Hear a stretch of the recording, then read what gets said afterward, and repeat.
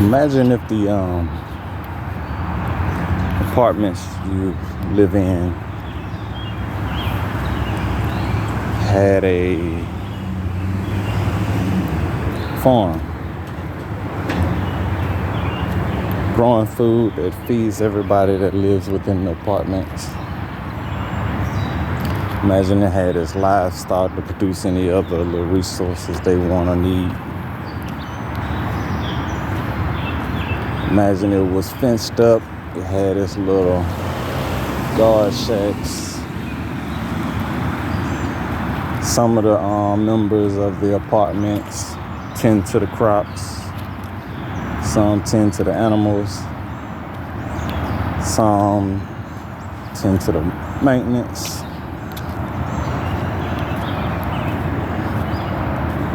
Ideally, you got your own water supply. Maybe you dig a well or something like that. Maybe you collect rainwater. Got your solar panels, so you're producing your own electricity.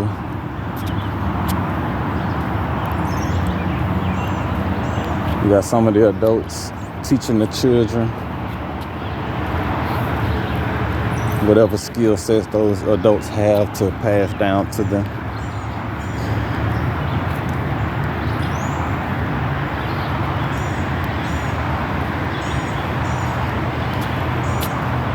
No rent. Everybody just putting in work to maintain the community.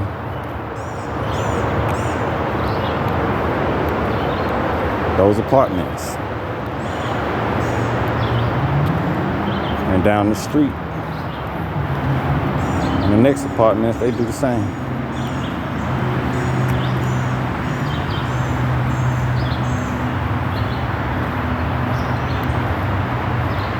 Even with the housing communities, doing something similar. Of course, they probably got much more land.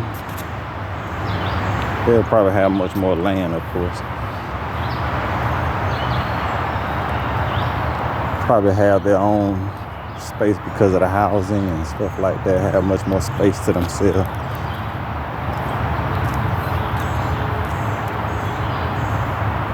But nevertheless, doing the same. Producing their own food. Everything they need to sustain themselves.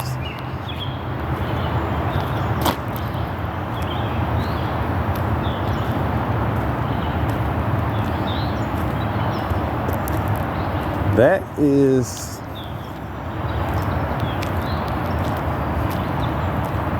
the direction we need to be moving in.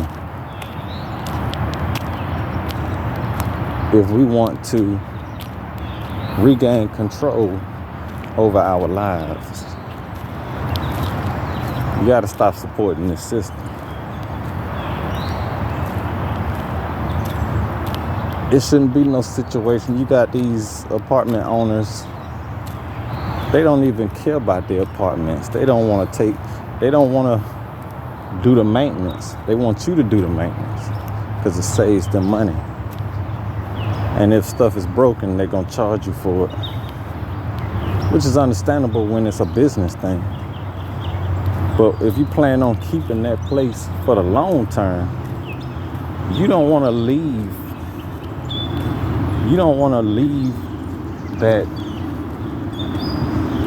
up to the residents, right? So you know if they're leaving that up to the residents, they don't really care about their place in the long term. They're going to sell it off when when the area is being gentrified, and they're going to go buy another place somewhere else. Squeeze it for as much money as they possibly can. Sell it off. But when they're actually invested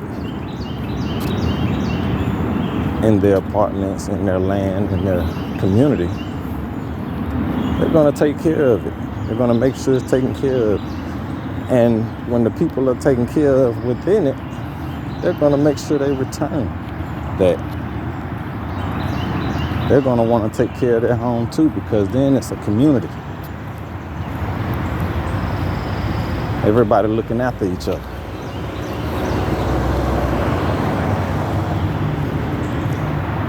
Everybody equally invested in the growth and development of that community. Everybody doing their part. Don't need nothing from nobody outside of it.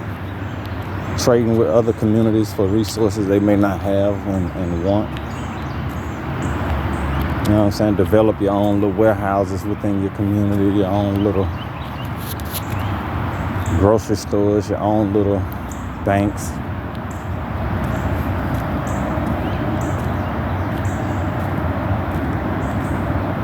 And this is the modern day and age, so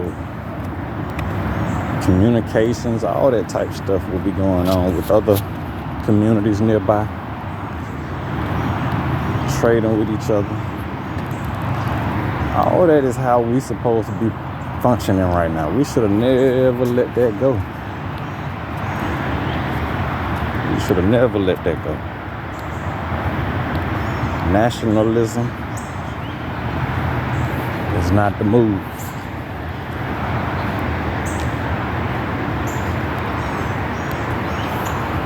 Tribalism has its flaws too, and that's why I say it should be a combination of the two in this day and age.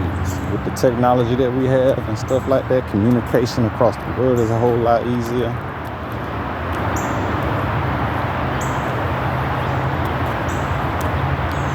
We got to get out of this mindset that this matrix got us in, thinking you're better than somebody because you got this and that and doing this and that and all this other extra stuff that really don't mean nothing. Materialism, statusing, whatever, it's just a word.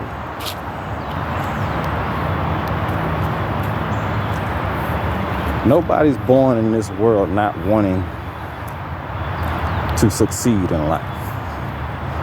So to sit up here and say that these people are less than because they don't got this, they don't got that, they haven't done this, they haven't done that. That's a deflection from the problems of the community.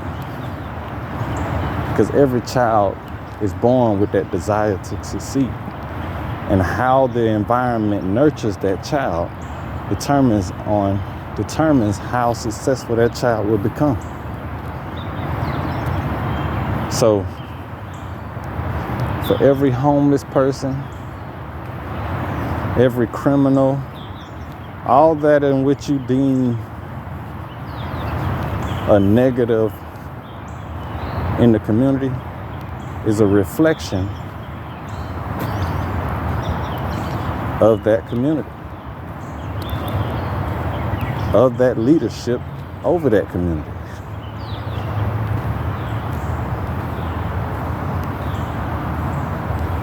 Everybody that child interacted with played either a negative or positive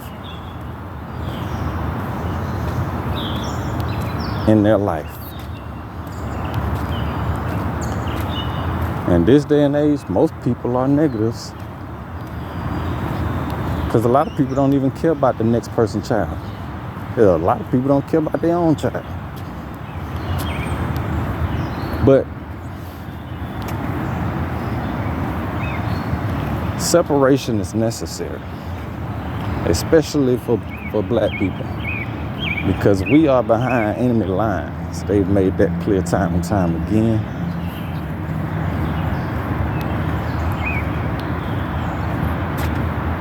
And not only do we have to separate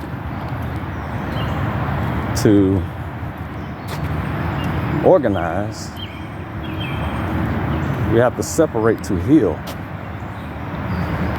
We have to free ourselves of the burdens of this matrix in order to heal. And it's easier for people to heal when they're coming together with like-minded individuals. So that separation is prioritized over just it being a black and white thing. Because you gotta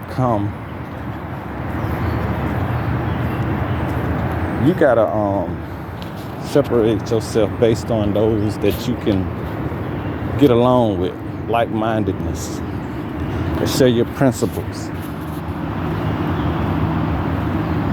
And even if you have poor principles and y'all are misguided in your ways, coming together in that like-minded will highlight your dysfunction and allow you to improve on it.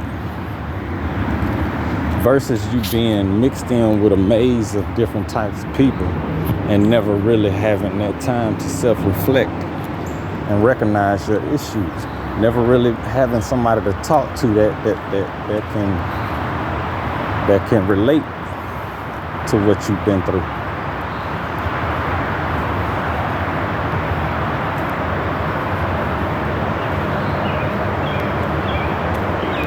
And so once that healing is done,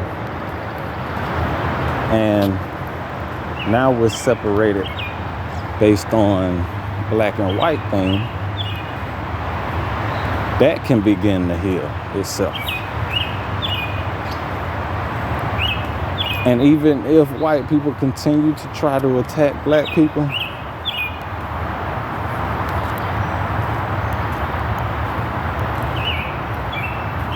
things will be much more organized. You will be much more organized and more prepared to protect yourselves.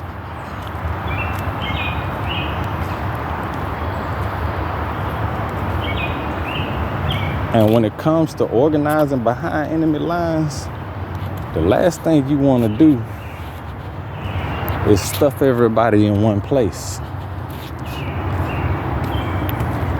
You don't want to bring all the black people into one big old location, so all they got to do is drop a bomb on your engine.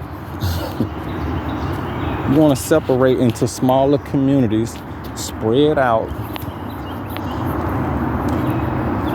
Not only does that make more resources available to you as a people, increases your trade values amongst each other,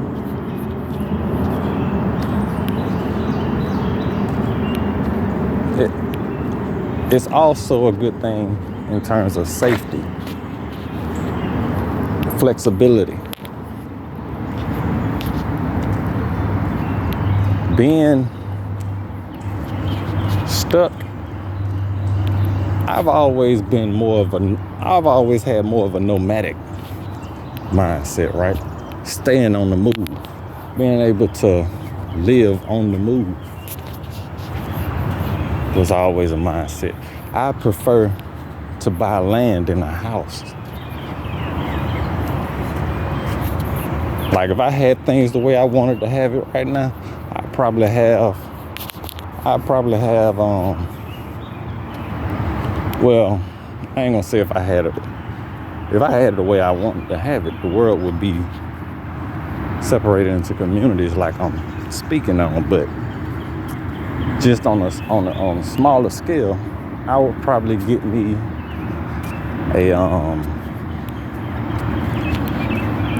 a mobile home or something like that. Living that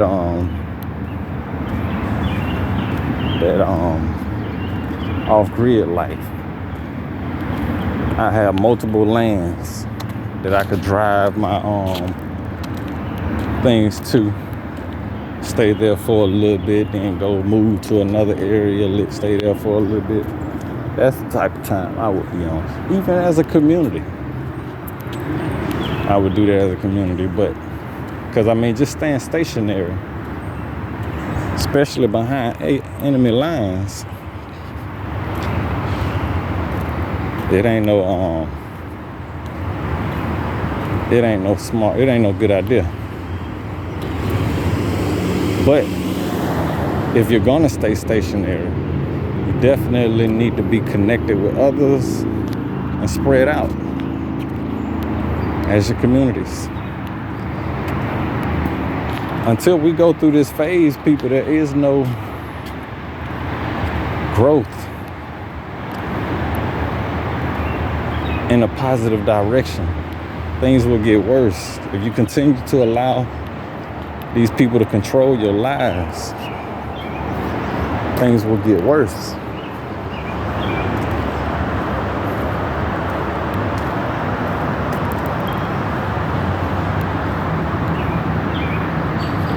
And as I said before, you can't convince me you care about your kids if you're not fighting for a better future.